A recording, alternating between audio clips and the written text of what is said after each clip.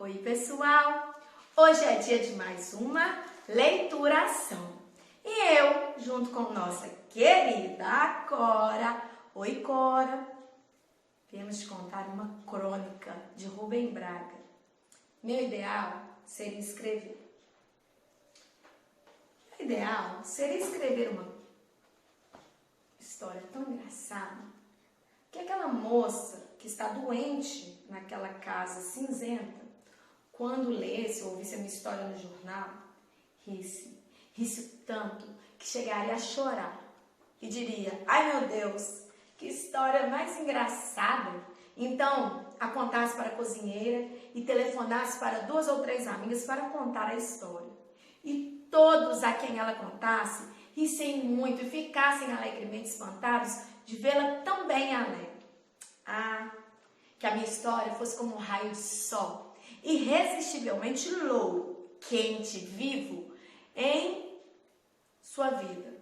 Na vida daquela moça reclusa, enlutada, doente. Que ela mesma ficasse admirada ouvindo o próprio riso e depois repetisse para si própria: mas essa história é mesmo muito engraçada. Que um casal que estivesse em casa mal-humorado, o marido bastante aborrecido com a esposa e a esposa bastante irritada com seu marido, que esse casal também fosse atingido pela minha história.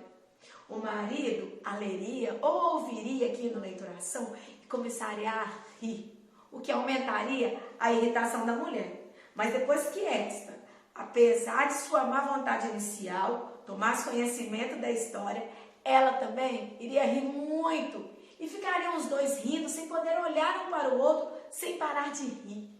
E que um ouvindo aquele riso do outro, se lembrasse do alegre tempo de namoro e reencontrassem os dois, a alegria perdida de estarem juntos. Que nas cadeias, nos hospitais, em todas as salas de espera, a minha história chegasse e tão fascinante de graça, tão irresistível, tão colorida e tão pura, que todos limpassem o seu coração com lágrimas de alegria.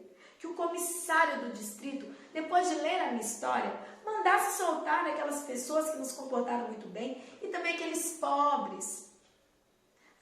pobres mulheres colhidas na calçada e lhes dissesse: por favor, se comportem bem. Eu não gosto de prender ninguém, e que assim todos tratassem melhor os seus funcionários, seus dependentes e seus semelhantes em alegre e espontânea homenagem à minha história. E que ela aos poucos se espalhasse por todo mundo e fosse contada de 1000 maneiras diferentes e fosse distribuída a um persa na Nigéria, a um australiano, a um japonês, em Chicago, mas que em todas as linguagens ela guardasse a sua frescura, a sua pureza, o seu encanto surpreendente, e que no fundo, bem no fundo de uma aldeia lá da China, um chinês muito pobre, muito sábio e muito velho dissesse: nunca ouvi uma história assim tão engraçada e tão boa em toda a minha vida. Valeu a pena ter vivido até hoje para ouvi-la. Essa história não pode ter sido inventada por nenhum homem. Foi certamente algum anjo tagarela que a contou aos ouvidos de um santo que dormia e que ele pensou que jamais estivesse morto, ou talvez estivesse. Deve ser uma história do céu que se filtrou por acaso até nosso conhecimento. Ela é divina. E quando todos me perguntassem: mas de onde é que você tirou essa história? Eu responderia que ela não é minha, que eu a ouvi por acaso na rua, de um desconhecido que a contava a outro desconhecido e que por sinal começara a contar assim: ontem ouvi um sujeito contar uma história.